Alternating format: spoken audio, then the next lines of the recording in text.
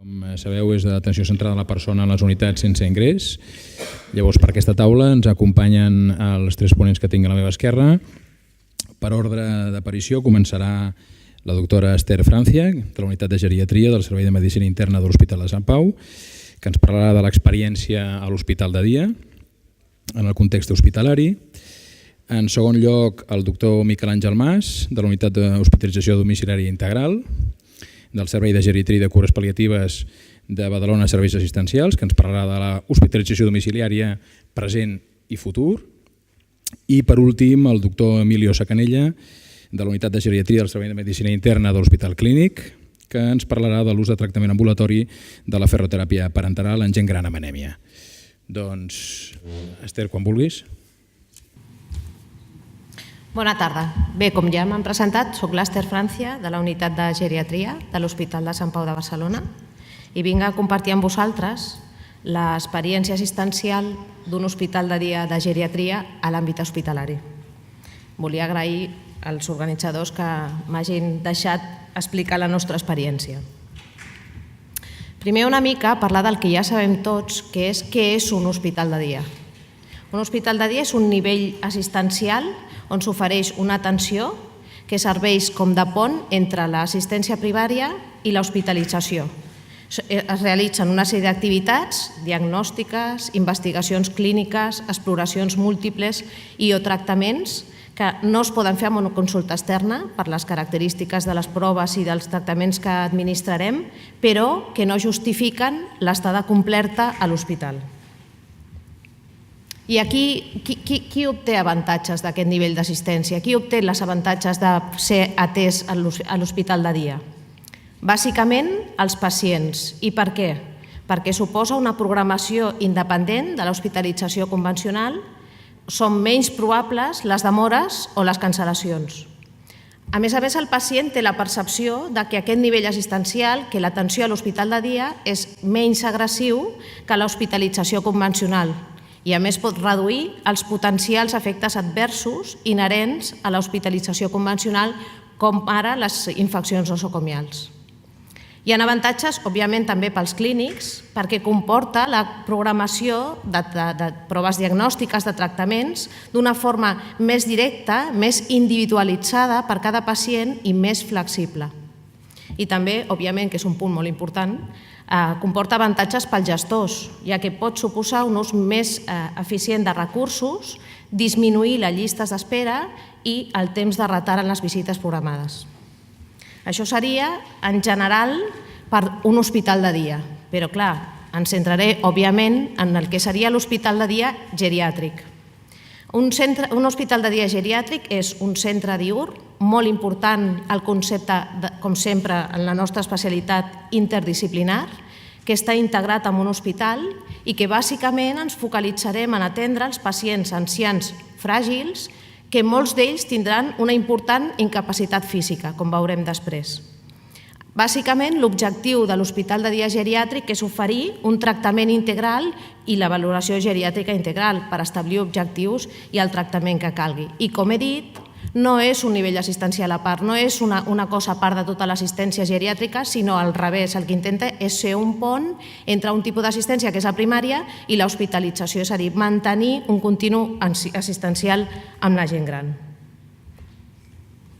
Quins són els objectius de l'hospital de dia geriàtric? Depèn del tipus d'hospital de dia geriàtric que es tracti. La xerrada que hem sentit abans parlàvem d'un hospital de dia rehabilitador, terapèutic, ocupacional, on l'objectiu és sobretot una recuperació funcional dels pacients que presentin davallada funcional. Però hi ha molts altres objectius depenent de l'hospital de dia geriàtric que en parlem.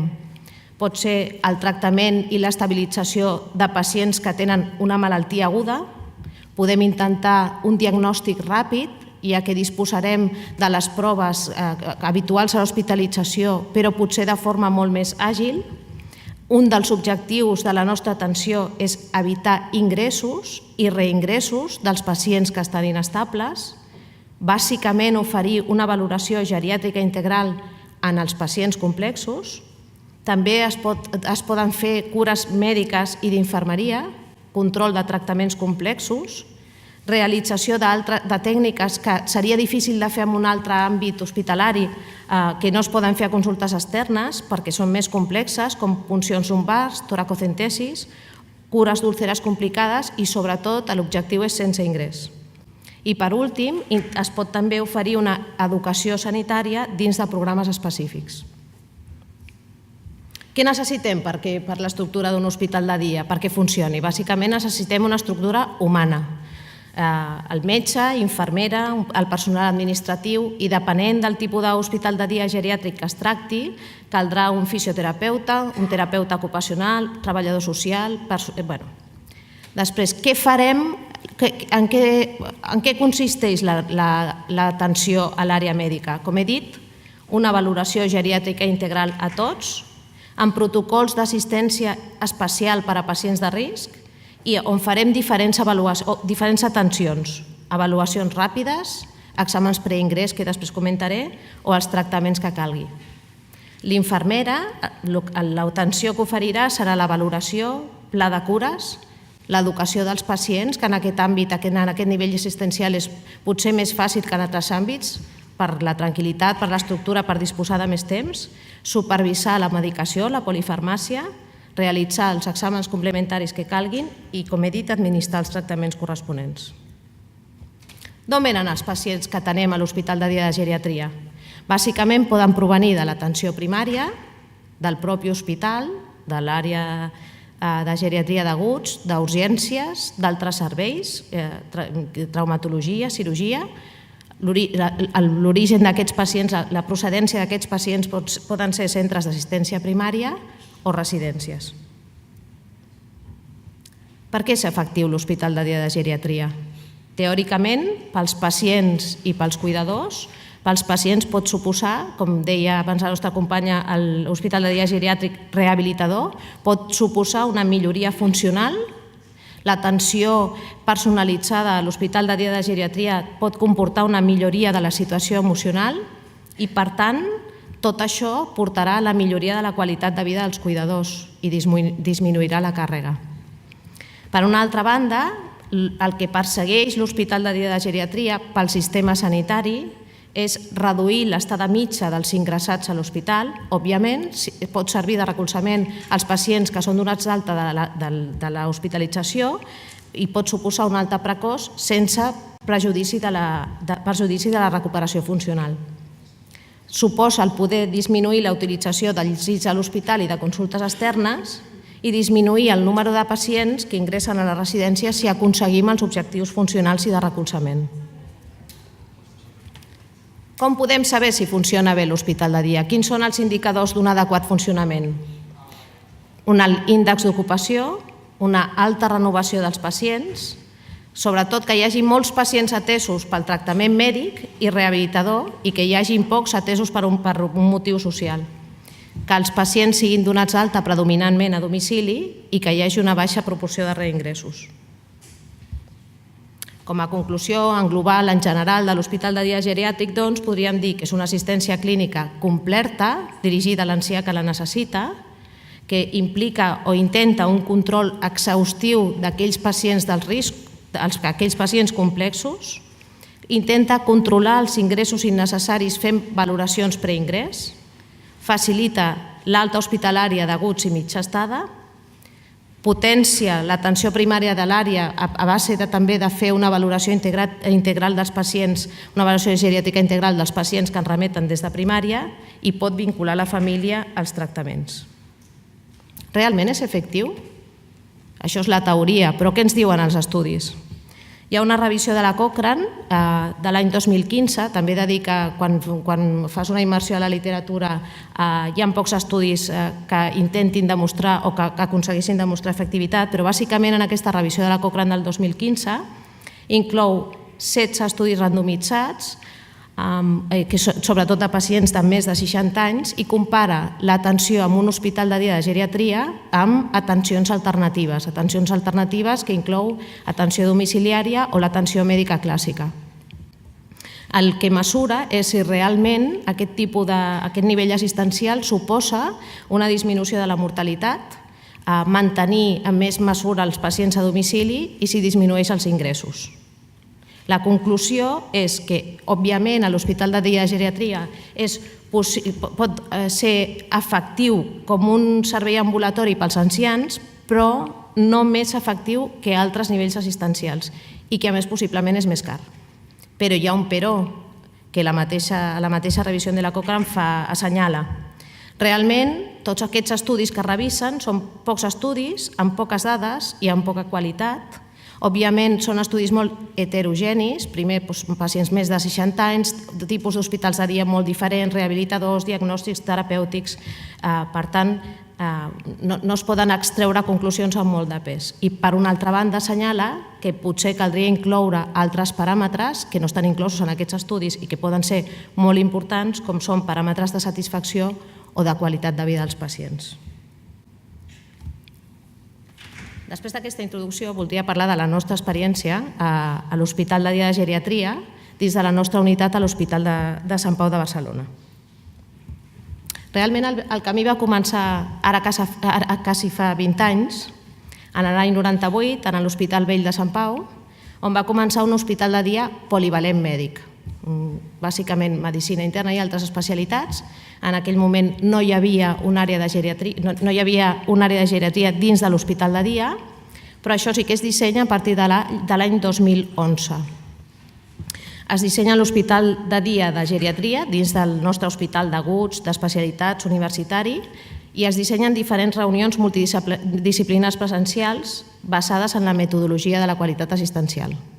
I es posa en marxa realment a l'any 2012. És l'hospital de dia de geriatria dins de l'hospital de dia polivalent. El nostre hospital de dia no és un hospital rehabilitador, és un hospital diagnòstic i terapèutic. Quin és l'objectiu? Quin era l'objectiu quan el vam dissenyar i quan el vam posar en marxa? Proporcionar una continuïtat assistencial de qualitat als ancians de l'entorn, basant-nos en una assistència d'excel·lència. Quina és l'estructura que disposem? És un hospital de dia amb diversos boxos, amb 12 boxos concretament. Nosaltres tenim 3 boxos i un sillón a l'àrea de l'hospital de dia, un despatx per visita mèdica i una sala d'estudi de treball. Som 5 geriatres a la unitat de geriatria i sempre hi ha un fixe a l'hospital de dia. Anem canviant durant els mesos, però sempre hi ha un. I els altres 4 anem un dia a la setmana on fem cada una de les nostres visites, on hi ha diferents estudis posats en marxa.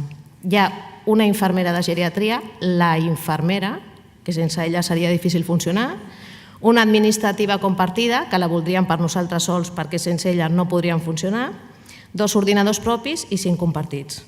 I la sort, la gran sort, és que a més disposem de tots els procediments habituals a l'hospitalització convencional, tant diagnòstics com terapèutics. Bé, som l'equip, la més important és ella, la infermera, que ens aguanta tots. Bé, com ho fem? Els pacients bàsicament provenen, després donaré xifres, ja el que he comentat abans, venen del propi hospital, de l'atenció primària, de centres sociosanitaris i de residències. Ens arriben les peticions per diferents vies. Després us comentaré que tenim un mail de geriatria que jo pensem que és la via més eficaç. Ens arriben derivacions de primària, el pitjor és quan arriba, però bé, és un tema més institucional, quan arriba en paper, que ja sabeu que s'enlenteix tot. I quan arriben aquestes peticions, el metge que està a la unitat i la infermera fan un procés de selecció, o fem un procés de selecció, i els pacients es programen. Quins pacients veiem, bàsicament? Són pacients que presenten síndromes geriàtriques, malalties cròniques amb reaguditzacions freqüents, síndromes conductuals i deteriorament cognitiu i problemes relacionats amb medicaments. A tots els pacients que tenem a l'Hospital de Dia de Geriatria realitzem una valoració geriàtrica integral. Fem, òbviament, el llistat de problemes, establim les intervencions terapèutiques corresponents i intentem fer sempre un informe de l'alta de l'episodi per poder facilitar la comunicació amb els altres professionals que intervenen amb la continuïtat assistencial del pacient. Com us deia, un tema molt important que vam introduir, no sé quan deu fer, potser 3 anys, és l'e-mail. Ens ha ajudat molt, jo crec que per poder contactar amb altres professionals, per facilitar la programació de visites, resoldre dubtes, poder intercanviar informació, i no només amb els professionals, sinó amb els familiars i amb els propis pacients.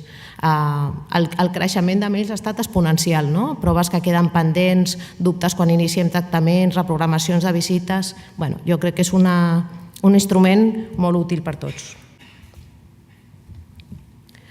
A tots els pacients, la infermera, quan arriba, passa una sèrie d'ítems, de qüestionaris, d'instruments. Valorem les activitats a la vida diària amb el Bartel i el Lawton, les constants habituals, fem un fer i fer a tots, un llistat de les possibles síndromes geriàtriques que han pogut presentar i es recull tota la medicació que pren el pacient. Si cal, fa l'analítica o les exploracions complementàries que calguin, després ens ho explica, ens posem en contacte la infermera i nosaltres i ella aprofita per fer l'educació a la família. Què fem nosaltres? Una de les coses bones, entre d'altres, que té l'hospital de dia és que els pacients no venen sense programar. Llavors nosaltres el dia anterior ja sabem quins pacients vindran, el que ens permet poder fer una revisió exhaustiva de l'historial i de tota la informació que disposem d'aquell pacient.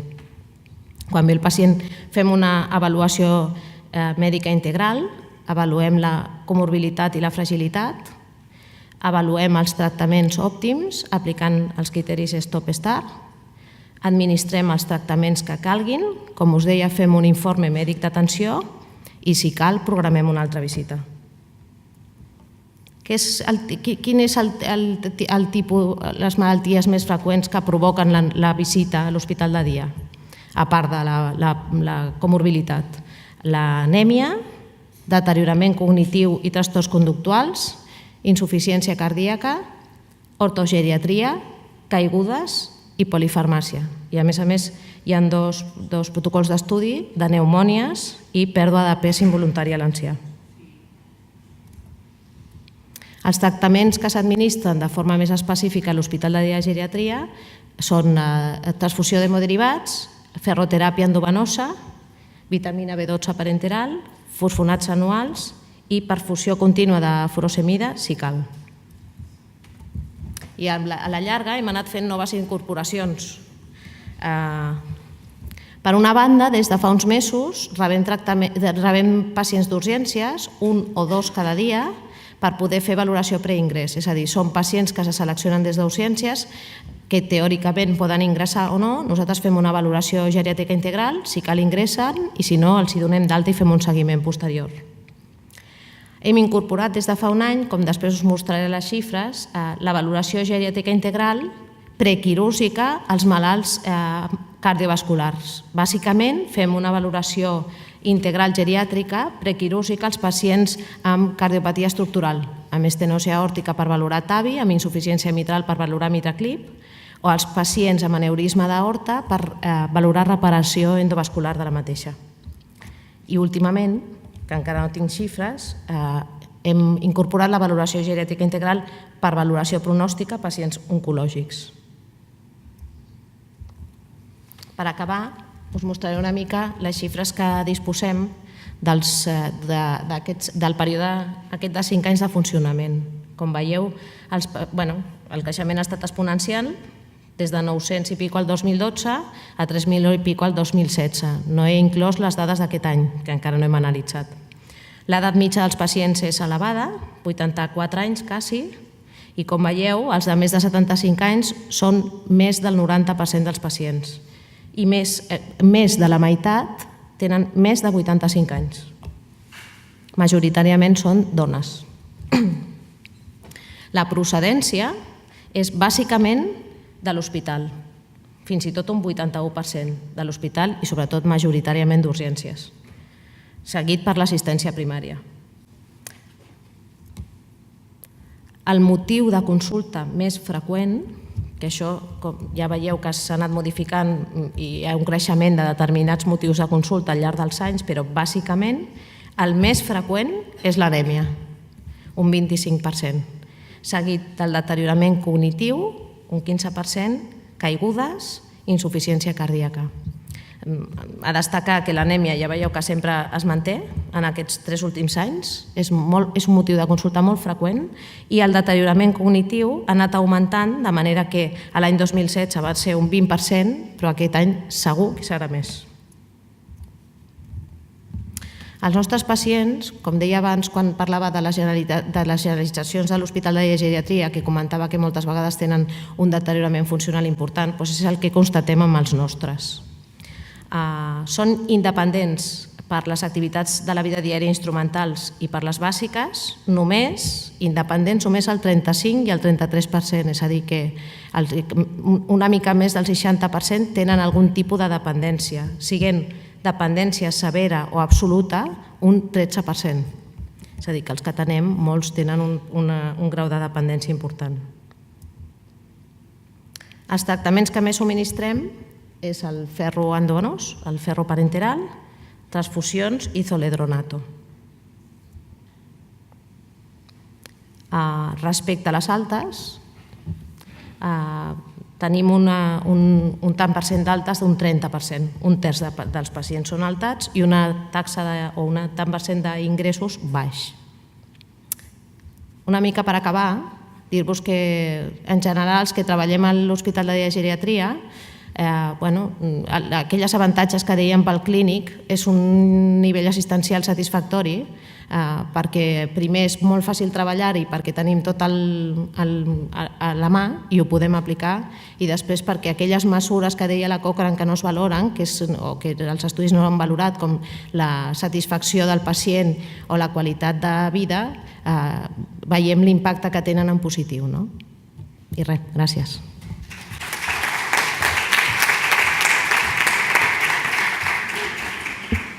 A continuació parla el doctor Miquel Àngel Mas sobre l'hospitalització domiciliària, el present i futur.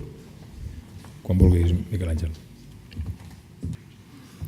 Moltes gràcies, Sami, per la invitació.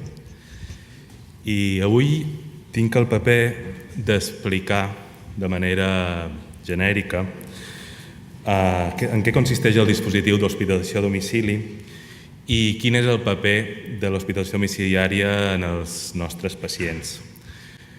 Com que és tard i la migdiada ha sigut difícil, jo volia començar amb una pregunta en l'auditori.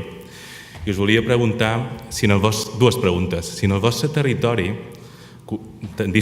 teniu algun dispositiu d'hospitalització a domicili, m'agradaria si poguéssiu aixecar les mans. Genèric d'hospitalització a domicili, perquè la segona pregunta és si penseu que aquest dispositiu s'adapta als vostres pacients que teniu habitualment a planta. La gent que pensi que s'adapta? Molt bé. Perfecte. Doncs una mica la presentació anirà d'això. Anirà de fer un petit repàs de què és l'hospitalització domiciliària des del punt de vista conceptual, de diferents estratègies de l'hospitalització a domicili, i el que farem serà un repàs doble. Per una banda,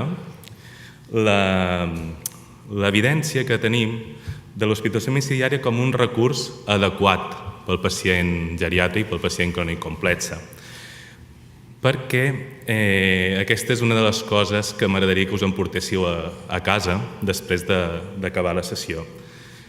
Hi ha molta evidència d'equips geriàtrics, de serveis de geriatria, que a nivell internacional han sigut pioners a l'hora de demostrar que l'hospitalització domiciliària també pot adaptar-se al malalt crònic complex i al malalt fràgil d'edat molt avançada. Probablement us sentireu més còmodes en la part de revisió, en la part de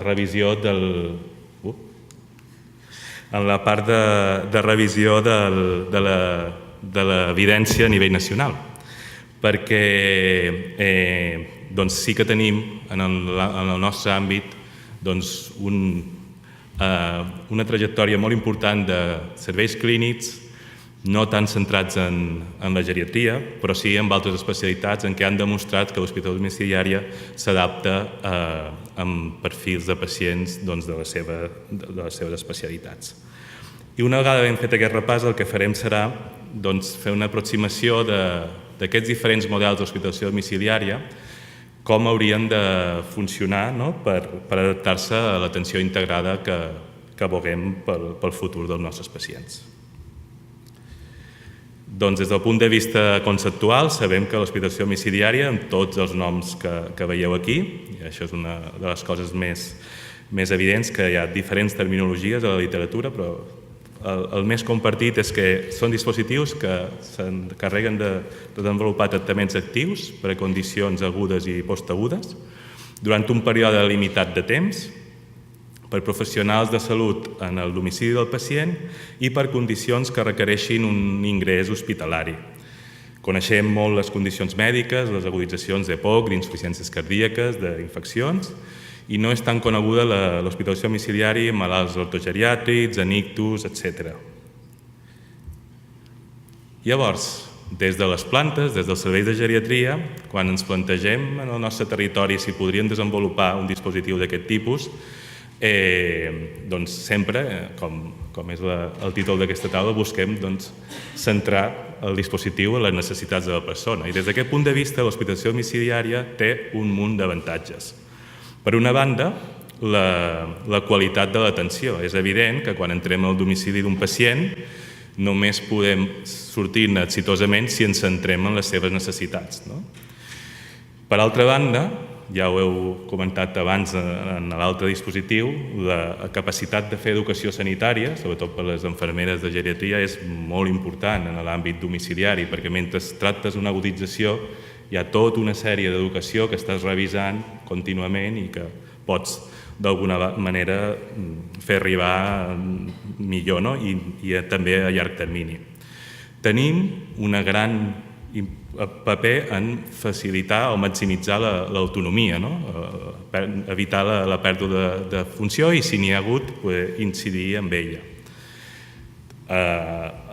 Moure el dispositiu on està el pacient pot tenir unes grans conseqüències en quant a satisfacció de l'atenció. Això ho hem vist amb altres dispositius que es desplacen a domicili, que el fet de desplaçar-se pot haver-hi una milloria en com se sent tractat el pacient. I el que m'agradaria centrar-me és en l'evitació de morbiditats. Tots diem que a les nostres plantes els malalts fan deteriorament funcional, fan delírium, fan síndromes geriàtriques. Aquí hi ha un petit repàs que vam presentar en l'últim Congrés Europeu de diferents treballs en què el que es planteja és que les intervencions domiciliàries, la majoria d'elles agudes, alguna postaguda, versus els controls que eren d'hospitalització convencional, el que es va veure és que hi ha un paper molt important d'aquests dispositius en mantenir l'autonomia, en prevenir la incidència o reduir la intensitat del delírium versus les plantes i en prevenir i minimitzar complicacions com puguin ser les síndromes geriàtriques. Hi ha un treball molt maco que parla de que malalts en situació de malaltia avançada, poder-los atendre al domicili versus una hospitalització convencional, aconseguir mateixos resultats des del punt de vista de resolució de l'agudització, però amb menys estrès dels cuidadors, menys trastorns de conducta i menys ús d'antipsicòtics. Aquest treball us el recomano perquè dona que pensar bastant. Per tant, quan ens aproximem a l'hospitalització a domicili en el malalt gran, que és un treball que vam fer ja fa uns anys, el que vam veure és que hi ha diferents tipus de dispositius d'hospitalització domiciliària i que, per sorpresa, quan ens vam aproximar, no tots són purament sanitaris, sinó que hi ha molts dispositius que són multidisciplinars.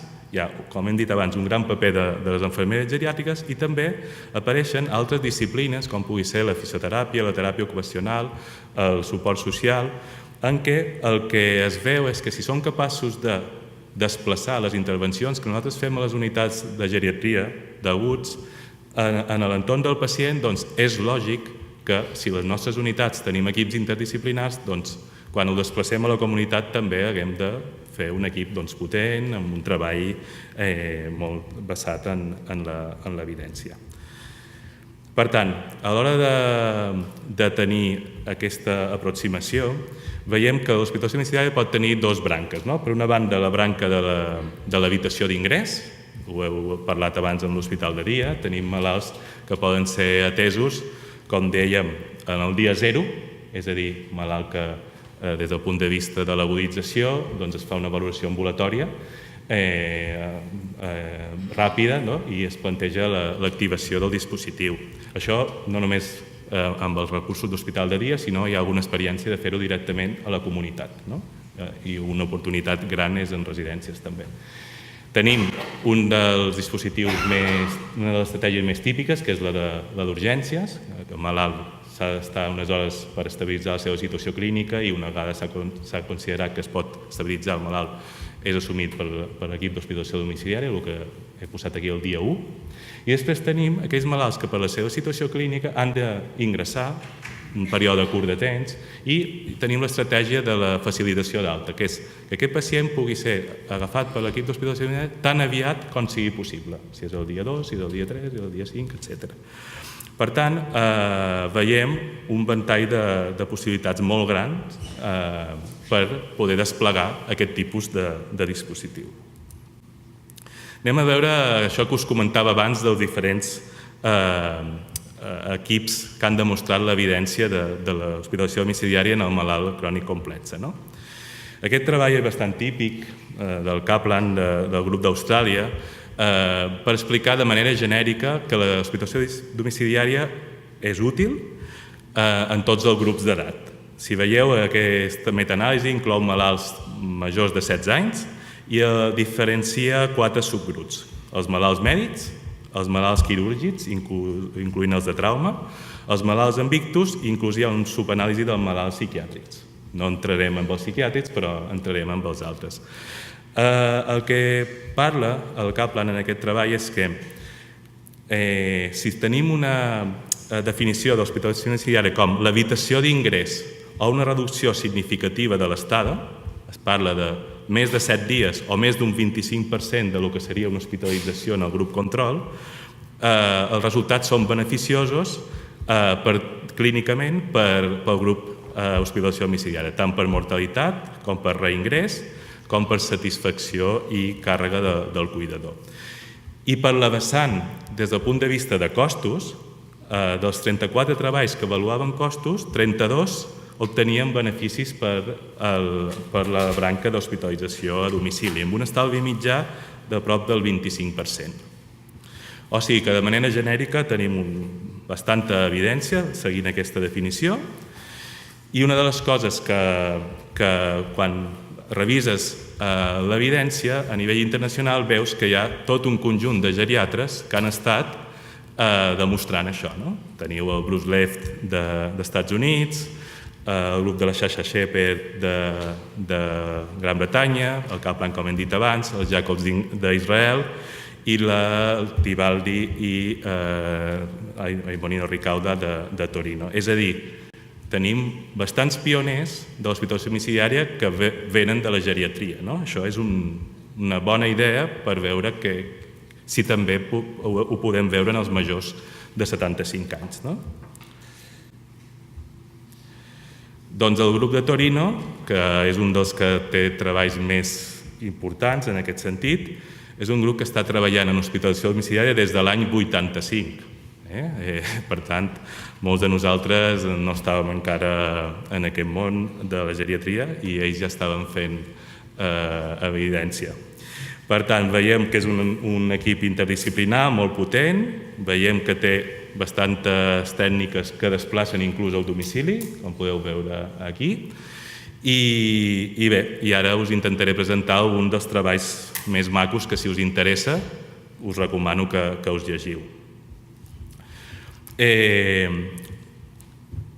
Partim de malalts de perfil geriàtric, malalts crònics complexes, amb comorbiditat més i tendint a multimorbilitat, i us recomano aquests dos treballs, el treball d'EPOC i el treball d'insuficiència cardíaca. En aquests dos treballs el que demostren és que versus els ingressos convencionals, o sigui, malalt que segueix la trajectòria d'hospitalització en una planta mèdica, el grup d'Itàlia demostren que el malalt es resol igualment, les aguditzacions es resolen igualment, amb la mateixa mortalitat, i veuen que en el seguiment aproximadament, hi ha alguns que són fins als 6 mesos, hi ha una milloria en una sèrie de variables clíniques que des del punt de vista geriàtric ens poden interessar molt, com per exemple les variables funcionals de major autonomia i unes variables que també ens interessaran molt des del punt de vista geriàtric, que és el major temps fins al reingrés. Aquests dos treballs, tant en EPOC com en insuficiència cardíaca, ens diuen que els malalts atesos en la branca d'hospitalització domiciliària aguanten més temps fins al següent reingrés. Per tant, aquí tenim allò que hem dit abans, que hi ha alguna cosa que fem a domicili que es queda. Des del punt de vista clínic és molt interessant aquesta aproximació. Aquí us presento un treball que ens donarà, en els geriatres que volem impulsar aquest tipus de dispositiu, molta informació. És un treball que està actualment en curs a diferents centres de Gran Bretanya, que intenten, el seu objectiu és incloure més de 1.500 pacients i ells el que inclouran seran malalts en l'estratègia d'evitar l'ingrés, però el control serà la UGA. Per tant, no sé si us sentiu tan excitats com jo, però si el control és la UGA i empatem o guanyem, pot ser un canvi de paradigma bastant important. Us ho dic per si us interessa, el Graham Ellis, que és un dels geriatres més experts en valoració geriàtrica integral a l'hospital, un dels seus grans reptes és aquest, demostrar que la podem moure, l'avaluació geriàtrica integral, al domicili. Apuntem-nos a aquest treball perquè donarà que parlar. Bé, no només tenim l'estratègia d'evitació d'ingrés, també tenim l'estratègia de facilitació de l'alta. Aquí, potser és una hospitalització domiciliària no tan coneguda, perquè en el nostre territori fins ara no la coneixíem, però hi ha diferents grups que amb malalts ortogeriàtrics, amb malalts amb ictus, amb malalts amb vagolitzacions discapacitant, el fet d'afavorir una alta molt ràpida, és a dir, trencar la trajectòria d'hospitalització des de la fase aguda, evitar l'hospitalització postaguda i fer-ho tot al domicili, hem vist en malalts més de perfil fràgil, malalt que saps que s'ha aguditzat i que ha perdut autonomia per aquella agudització, doncs el fet de ràpidament donar-lo d'alta a domicili, aquests dispositius amb una vessant un pèl més rehabilitadora, el mateix que hem dit abans, tenen uns bons resultats a mig i sobretot a llarg termini. Els treballs dels equips d'alta precoç en ictus segueixen els malalts fins a 5 anys i ells veuen que des de la pròpia unitat d'ictus portar-se el pacient al domicili amb un dispositiu d'alta precoç a llarg termini és millor clínicament que mantenir la trajectòria típica que puguem tenir aquí de la unitat d'ictus i la rehabilitació posterior ingressat. Us deixo les referències també per si us interessen. Bé, hem vist que des de la perspectiva internacional tenim una visió àmplia, amb moltes oportunitats i basades en l'evidència. Ara anem una mica a repassar tota l'evidència que tenim d'aquí, que en algun dels vostres hospitals heu treballat molt des de fa molt temps i que és francament interessant.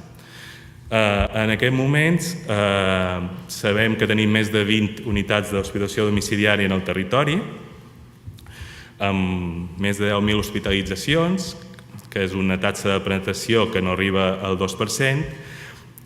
Potser després de la discussió podem parlar, ens hem centrat molt en alliberar en moltes ocasions de les nostres plantes, completar tractaments de les plantes, etc.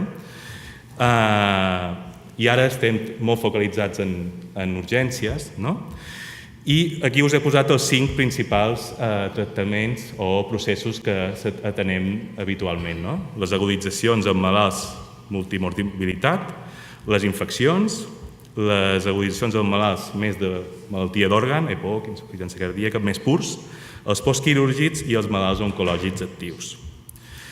Aquest resum el que ens diu és que en malalts d'un perfil no tan geriàtric, 65-75 anys, amb comorbilitat, però més centrat en malalties concretes, tenim bastanta evidència a nivell nacional de que el fet de poder fer servir els dispositius d'hospitalització domiciliària ens dona resultats equiparables als de l'hospitalització convencional amb una baixa taxa de reingrés i una cosa molt rellevant des del punt de vista de tota la trajectòria que porteu és la reducció de costos.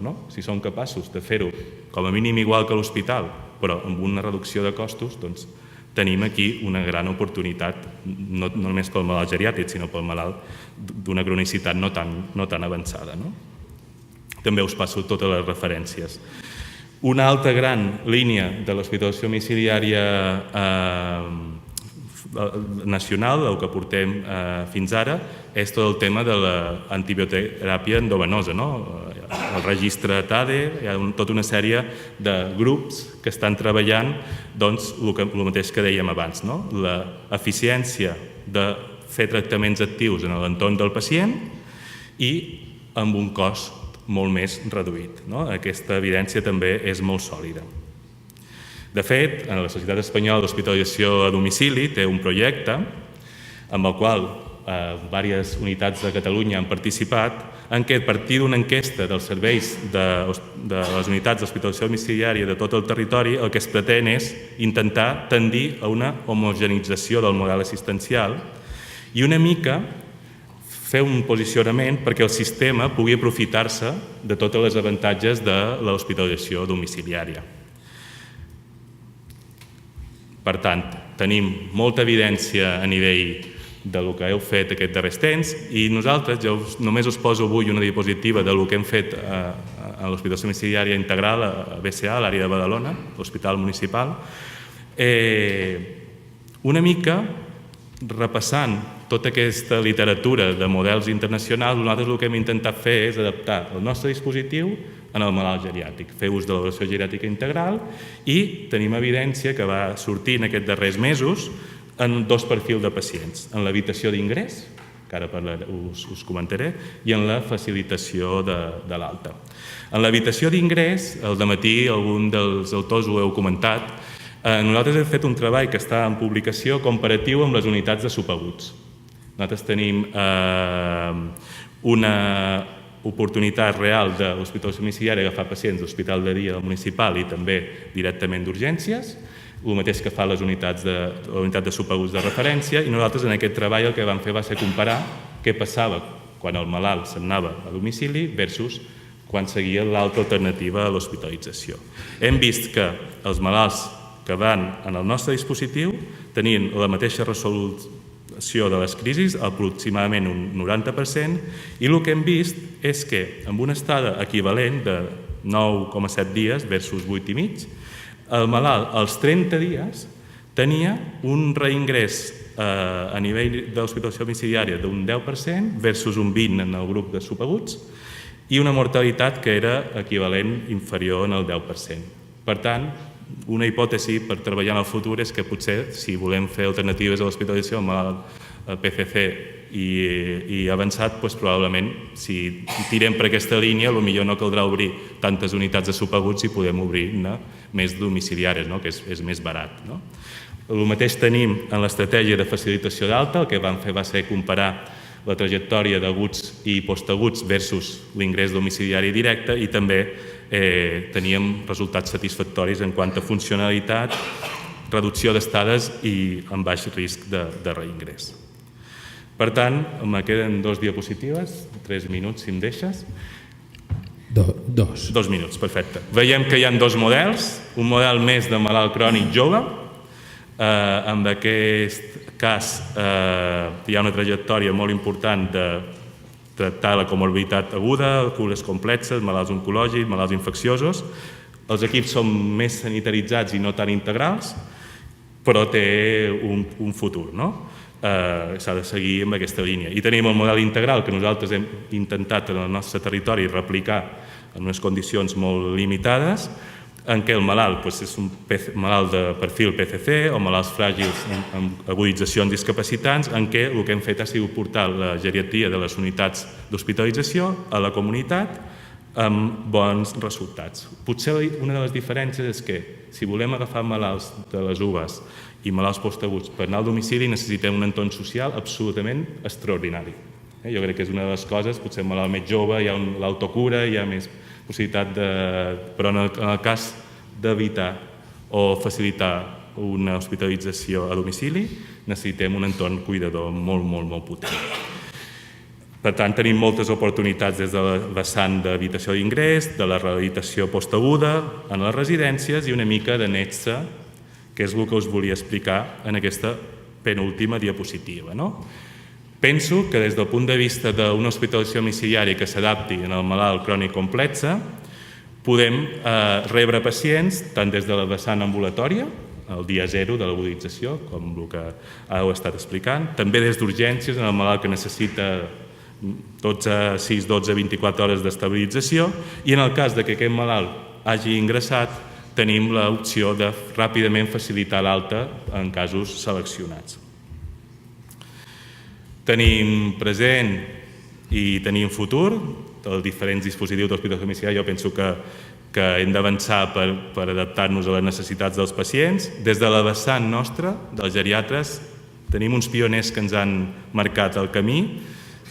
Probablement no és molt conegut que molta de l'evidència sigui feta per geriatres, però si repasseu l'evidència veureu que en el vostre territori, si penseu que teniu l'oportunitat de fer un dispositiu d'aquest perfil, només heu d'agafar el que feu a les plantes i el mateix tipus d'intervenció interdisciplinar desplaçar-la a la comunitat amb una visió molt pragmàtica, molt, com fantàsticament deies, en base a infermeres i professionals sanitaris, hiperespecialista, que t'aportin els pacients de manera extraordinària, molt centrat en les necessitats del pacient, però també amb molta adaptabilitat. Penso que els dispositius del futur, de l'atenció integrada del futur, s'haurien de tenir aquesta capacitat polivalent, d'adaptabilitat, d'agafar el malalt el dia 0, el dia 1, després d'un ingrés curt. Jo crec que hem de tenir aquesta capacitat i penso que com més staff, més equip interdisciplinar potent tinguem, doncs més podrem obrir el ventall a les necessitats dels pacients. Moltes gràcies, Anna.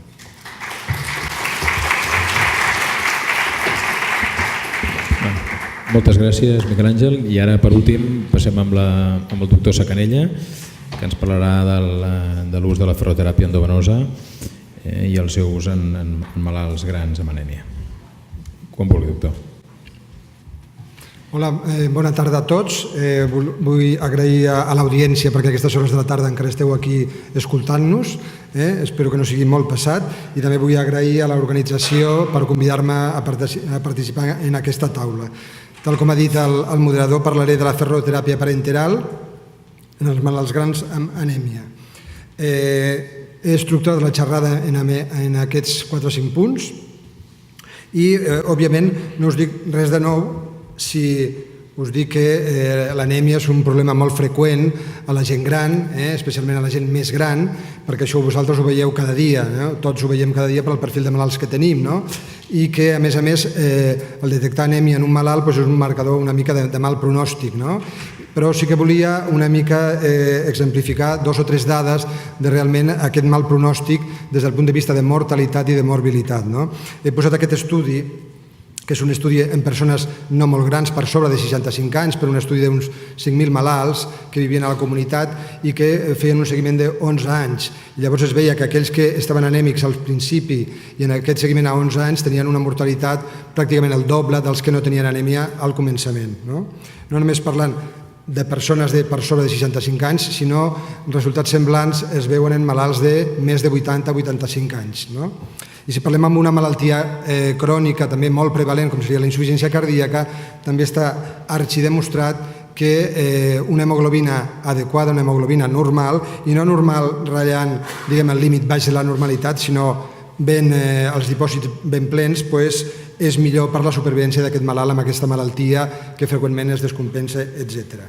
També un estudi fet, malalts al voltant de 70 anys i uns 3.000 malalts crec que incloïen en aquest estudi. Només una pinzellada.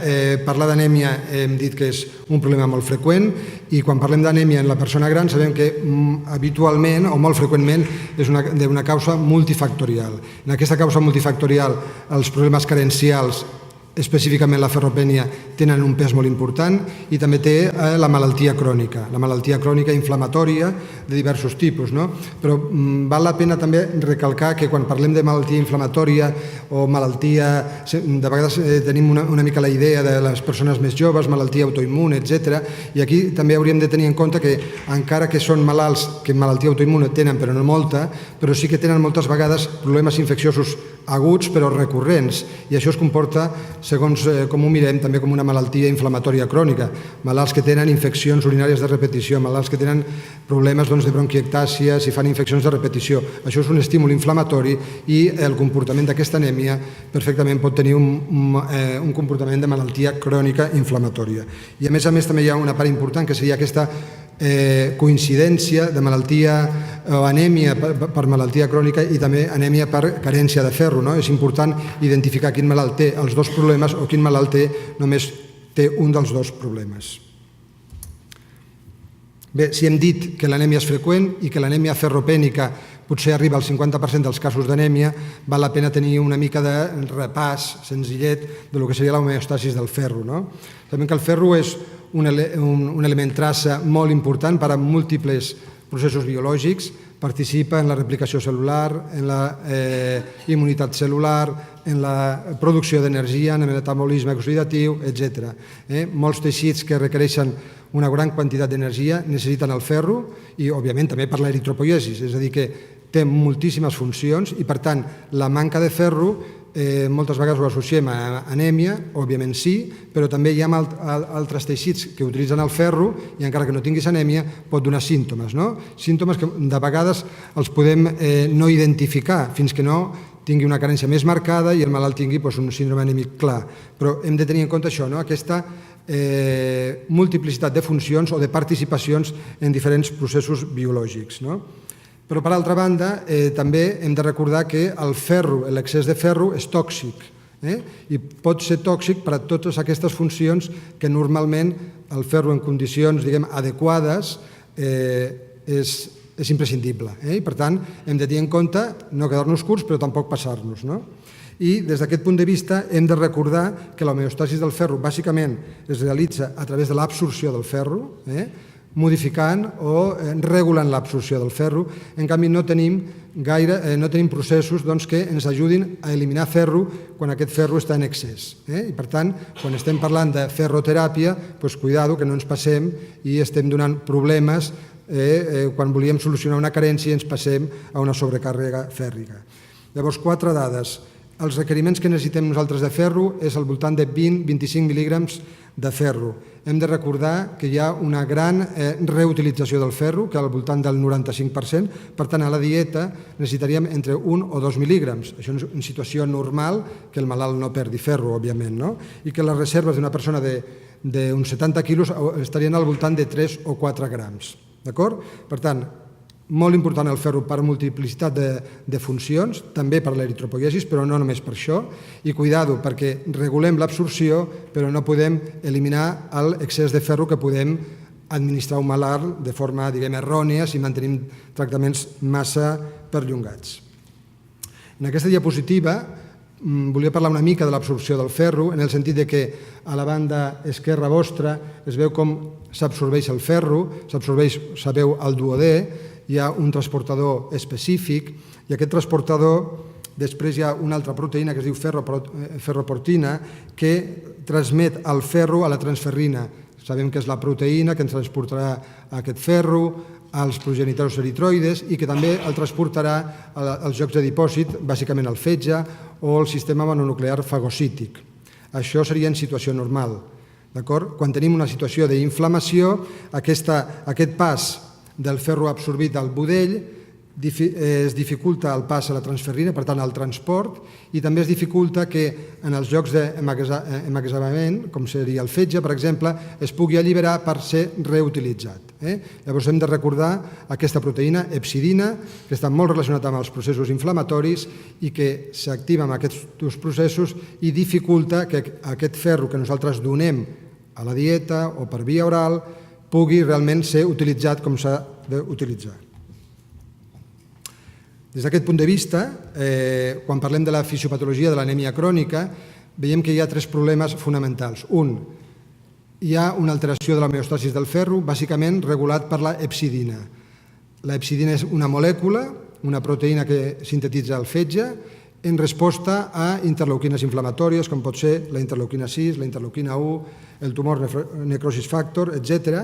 I aquesta producció d'hepcidina dificulta l'absorció del ferro, no l'absorció inicial des de la llum intestinal, sinó des de l'enteròcit cap al sistema circulatori i després dels dipòsits també que l'utilitzen els progenitors i a l'eritropoiesi. Un altre problema que hi ha a l'anèmia crònica seria una dificultat en la síntesi d'eritropoietina i en resposta a aquesta eritropoietina i també a l'eritropoiesis per altres mecanismes.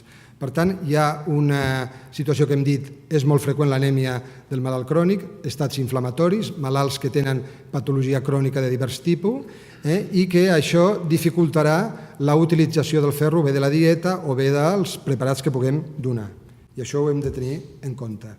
Hepcidina, el que us comentava, és aquesta proteïna hepàtica que està potenciada per les interleuquines proinflamatòries, es sintetitza i es llibera en gran quantitat en aquestes condicions i això dificulta l'absorció del ferro i la utilització del ferro des dels dipòsits.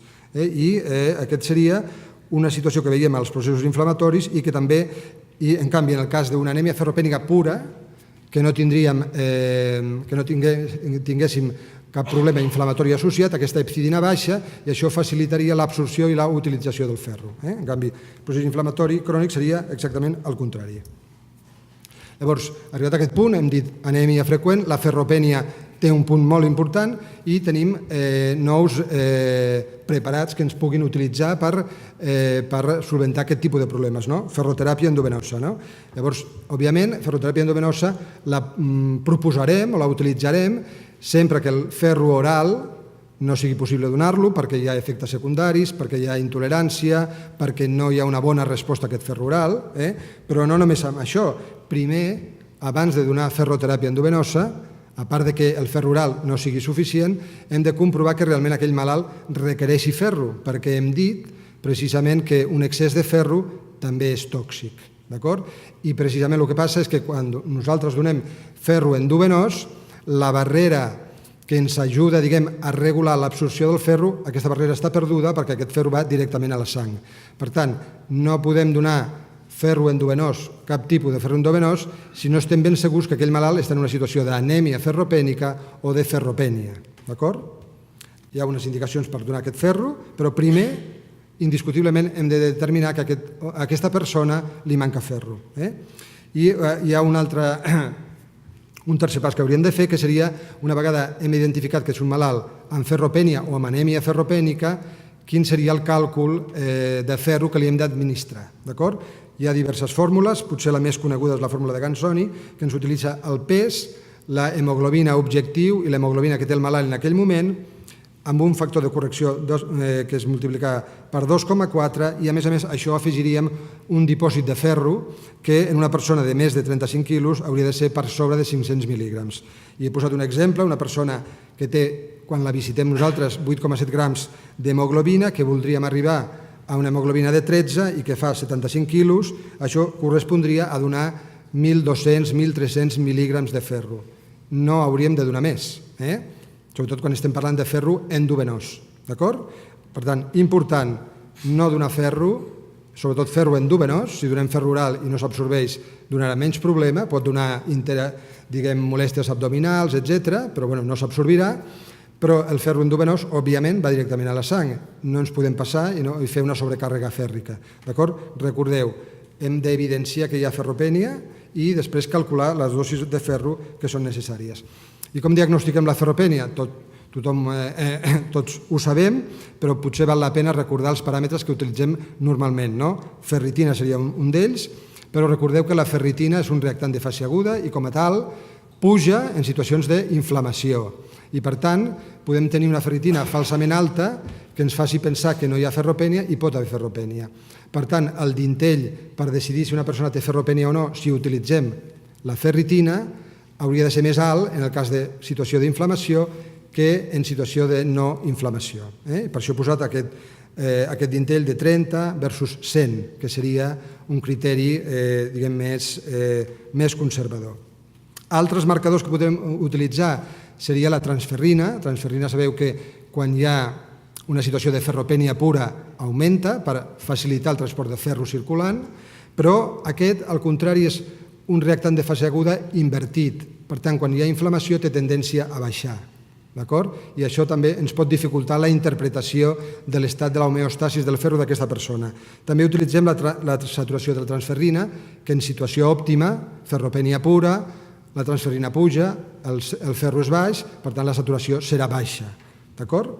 I un altre marcador bioquímic seria el receptor soluble de la transferrina, que en principi seria el que estaria menys artefactuat per la situació d'inflamació i probablement seria el que ens ajudaria més a decidir si el malalt té una situació de ferropènia o no. Altres marcadors hematològics serien els hematies hipocroms. Això ho fa l'autoanalitzador, però no tots els autoanalitzadors ho fan, i això ens ajudaria, també ens serviria, seria un paràmetre semblant a aquest, hematies hipocroms i la concentració d'hemoglobina reticulocitària, seria un paràmetre semblant a la ferropènia, com podria ser la hemoglobina glicada al malalt diabètic. Marcadors de ferropènia bastant específics. I tindríem un altre, que seria el gold standard, però que habitualment no utilitzem, seria la tinció de pèls a un estudi de moll d'os, que de vegades, quan tenim un malalt que realment al final no sabem si té ferropènia o no té ferropènia, en un context que potser de vegades podem pensar que té un síndrome mielodisplàsic, etc., s'ha de fer un estudi de moll de l'os, val la pena avaluar els dipòsits de ferro perquè de fet són el gold standard. Recordem que sempre que volem donar ferro endovenós, primer confirmar que hi ha una situació de ferropènia. Aquí he utilitzat aquesta taula en què parlem una mica del que havíem dit abans, en què dèiem les diferents circumstàncies de deficiència de ferro, anèmia per deficiència de ferro, anèmia per malaltia crònica, com canvien aquests paràmetres de saturació de transferrina, ferritina, etc. Molt bé, i arribat a aquest punt, òbviament, formulacions de ferro tenim unes quantes, però les que utilitzem a casa nostra són dues. Conegudes per vosaltres, ferrosacarosa, ferrocarboximaltosa, i seré pesat, però val la pena insistir que tenim semàfor verd per utilitzar-la si tenim ferropènia o tenim una anèmia ferropènica clara o un dèficit funcional de ferro, però tenim semàfor vermell si no quantifiquem aquesta ferropènia o si no avaluem aquesta ferropènia abans de començar el tractament. I recordem que de vegades rebem malalts que han rebut tractament prèviament. Llavors, en ferro, llavors hem de deixar passar com 3 o 4 setmanes abans de poder avaluar això. Al ferro intravenós hem dit que tenim aquestes dues opcions. El ferrosacarosa podem donar fins a 600 mil·lígrams a una setmana, en dosis de 200 mil·lígrams cada 48 hores, i el ferrocarboximaltosa ens permet fins a 1.000 mil·lígrams a la setmana, fins i tot en una perfusió única de mitja hora, una hora. L'avantatge d'aquests ferros respecte als previs és que tenen una molècula que està envoltada de glúcids i això fa que sigui més estable la part del ferro, l'alliberament sigui més lent i el risc d'efectes adversos sigui menor. Per anar una mica ràpid, m'he entretingut una mica, ho sento, diré que són ferros que es toleren bé, que les reaccions anafilàctiques són molt menors al risc que en ferros més antics, però que existeixen i que, per tant, això ho hem de tenir en compte, i que com complicacions cròniques hem de recordar dues. Una, la hipofosfatèmia, que habitualment no és molt greu i irreversible, sol aparèixer al voltant de les 2 setmanes, i pot donar símptomes neuromusculars, i, insistint, la sobrecàrrega fèrrica que podem provocar nosaltres mateixos. Per anar una mica ràpid, hi ha una sèrie de recomanacions en el sentit de que com risc, encara que baix, de reacció anafilàctica greu, hem de fer-ho això en un entorn hospitalari, perquè pot haver una reacció anafilàctica greu i hem de donar resposta de forma immediata. Hem de tenir en compte que aquest tipus de ferro no s'aconsella quan hi ha un malalt amb una infecció aguda greu, amb una situació de bacterièmia, per al risc d'empitjorar aquesta situació de sepsi, i que des del punt de vista de l'hospital de dia, on ho podem utilitzar, i només parlaré un momentet de la insuficiència cardíaca, és en diferents circumstàncies, l'anèmia crònica per pèrdues cròniques, al malalt amb insuficiència cardíaca i de vegades també s'ha proposat per optimitzar cirurgies programades. La ferroteràpia parenteral en el malalt amb insuficiència cardíaca, aquesta anèmia també és freqüent en aquest subgrup de població i s'ha vist, ho hem posat en una diapo prèvia, que l'anèmia és una diana terapèutica en el malalt amb una insuficiència cardíaca crònica. Millora el seu pronòstic, redueix els ingressos hospitalaris, etc. I fins a un 75% s'ha considerat que és deguda a ferropènia. De vegades veiem també ferropènia sense anèmia i també en alguns casos s'ha considerat que tractar aquesta ferropènia pot millorar l'evolució de la insuficiència cardíaca. Aquí el que tenim és el problema de com diagnostiquem la ferropènia en aquest malalt en una situació d'inflamació. Hauríem d'agafar paràmetres de ferritina més alts i de saturació de transferrina més alts que quan tenim una ferropènia sense situació d'inflamació. Us presento ja les dades finals i això fa referència a un metaanàlisi en el que avaluava malalts que rebien amb insuficiència cardíaca en fracció d'ejecció preservada.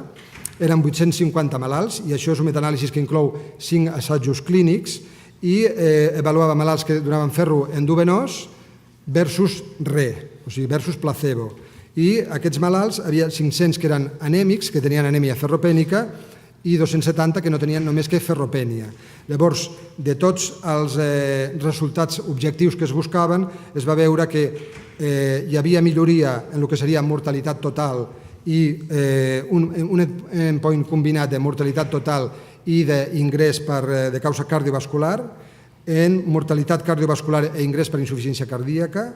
També reduïa l'ingrés per insuficiència cardíaca, millorava la capacitat d'exercici, reduïa la gravetat, diguem, de la insuficiència cardíaca i millorava la qualitat de vida. Això era a expenses, sobretot, especialment, de malalts amb anèmia, no amb ferropènia. Si veieu, a la columna de la ferropènia, la majoria dels paràmetres no sortia significatiu i algun que sortia significatiu estava només al límit, però el número de malalts era relativament baix. Arrel d'això, a les guies del 2016 de la insuficiència cardíaca es va considerar amb un grau d'evidència 2A que podria ser beneficiós per al malalt donar ferro endovenós amb malalts amb insuficiència cardíaca preservada.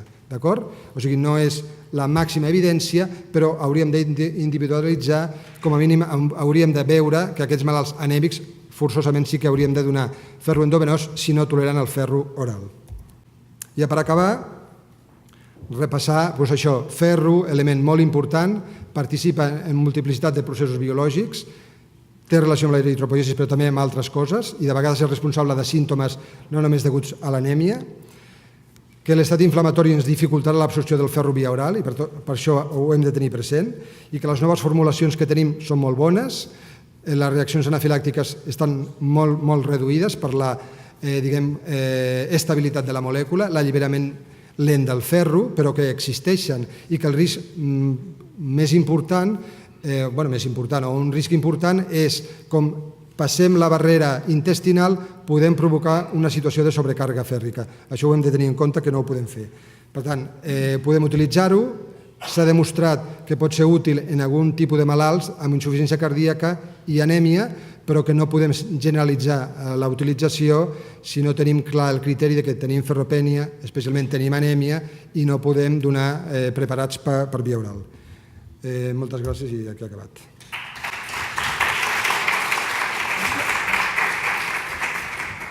Moltes gràcies als ponents. Perdoneu perquè anem amb força retras al final. Ens hem menjat una miqueta del temps per la següent taula, així que no sé si teniu alguna pregunta a fer a l'auditori.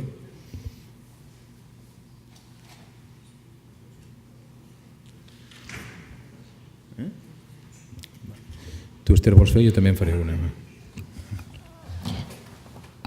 Jo volia preguntar al Miquel Àngel, que clar, has comentat que a l'hospitalització a domicili al final hi ha un tant per cent important que milloren. La meva pregunta és què passa amb els que empitjoren i clar, no poden dir jo així no me lo llevo, però hi ha un problema a domicili, activeu fisioteràpia des d'allà, alguna vegada han d'ingressar a l'hospital per aquest motiu? Gràcies per la pregunta. Hi ha dues situacions. Per una banda, un empitjorament clínic, en què hi ha protocols de reingrés, inclús reingrés programat, i per altra banda, una situació d'empitjorament funcional, tot i la intervenció integral, moltes vegades en el context de sobrecàrrega del cuidador, en què ells assumeixen l'ingrés a domicili, però en els primers dies de la intervenció veuen que massa sanitarització, massa dependència aguda, i en aquest cas el protocol de reingrés parla d'intentar fer un ingrés directe a convalescència o una unitat de rehabilitació geriàtrica del servei. Llavors una miqueta tenim aquests dos protocols de quan la situació empitjora o claudica, doncs intentar fer un accés programat. I tenia una pregunta per l'Emili. Quan administreu el ferro endovenós, és a l'hospital de dia? Sí, habitualment. Nosaltres sí. I llavors feu un control posterior, no només clínic, sinó vull dir analític, determineu ferritina al cap d'un temps, o considereu que com heu fet el càlcul de quan heu d'administrar, si el malalt està bé, no feu res més? Teòricament fem el càlcul i d'entrada ja està. I nosaltres considerem, i les guies més o menys diuen, que el que serien dosis per sobre de l'1 gram, o sigui, de 1.000 mil·lígrams, si estem parlant de la carboximaltosa, això s'ha d'anar en compte perquè realment és quan pot haver risc de sobrecàrrega fèrrica. Clar, si estem parlant d'un malalt que té una angiodisplàsia que sabem positivament que està sangrant de forma crònica, això ens preocupa menys, però quan no és aquest el cas, realment reavaluem amb analítica si s'ha arribat als dipòsits que volíem o encara no. Però no ho feu amb tots? No, només amb aquests que o sigui, teniu por de... els que tenim coneixement que, per exemple, angiodisplàsia, qualsevol malaltia que està sagnant activament, continuem donant, en la mesura que nosaltres veiem que no hi ha una recuperació correcta de l'hematòcrit, etc. En el malalt que no és aquesta la situació, una vegada calculada la dosis que hem de donar, avaluem si realment continua amb ferropènia o no passades 4 setmanes aproximadament. Jo també tenia una pregunta, tenia diverses però no tindrem temps de tantes, per la qual és per la doctora Francia, que m'ha cridat l'atenció, els malalts que us venen, sobretot la procedència, a mi m'ha cridat l'atenció, malalts d'hospital d'agut sobretot, en canvi d'atenció primària i residències, que és quan més et plantejaries que més problemes podrien tenir pel maneig d'aquests malalts, és d'on us venen menys. Quina raó li podries donar a això? Jo t'he de dir que a mi em va sorprendre, perquè jo pensava que serien majoritàriament de primària. Jo crec que fem molt recolzament a urgències. Llavors, majoritàriament són tant de l'hospital perquè, sobretot, això no ho hem mirat, ens falta mirar-ho, però probablement la majoria seran d'urgències. Però em va sorprendre a mi també. Està bé després saber el que fas, no? Perquè et trobes sorpreses. I l'última pel doctor Sacanella, en el cas d'insuficiència cardíaca, amb malalts d'insuficiència cardíaca crònica, amb ferropènia però sense anèmia, aquests apliqueu els protocols habitualment de l'ASC, però teniu alguna particularitat a l'hora d'interpretar aquestes escales a malalts més geriàtrics o no? Si apliquem els protocols de? De l'ASC, de l'europea. Sí, apliquem els mateixos protocols, però vaja, a veure, la veritat és que si tu mires la guia de la insuficiència cardíaca i la recomanació de ferro, tampoc es basa en una quantitat immensa de treballs i de tal, perquè són 800 malalts, dels quals 500 estaven anèmics, 300 no arribava, no tenien anèmia. Vull dir que no és un volum de malalts molt important, amb la qual jo crec que pot ser, té un paper tractar la ferropènia en aquest malalt que no està anèmic, però almenys les dades de moment no són absolutament radicals de que hem d'anar una mica per totes. O sigui, jo crec que s'ha de ser prudent en aquest tipus de malalts. Molt bé, doncs moltíssimes gràcies a tots i perdoneu el retras. Volia fer una pregunta que no l'he deixat. Volia fer una pregunta que faig aquí igual i ja està.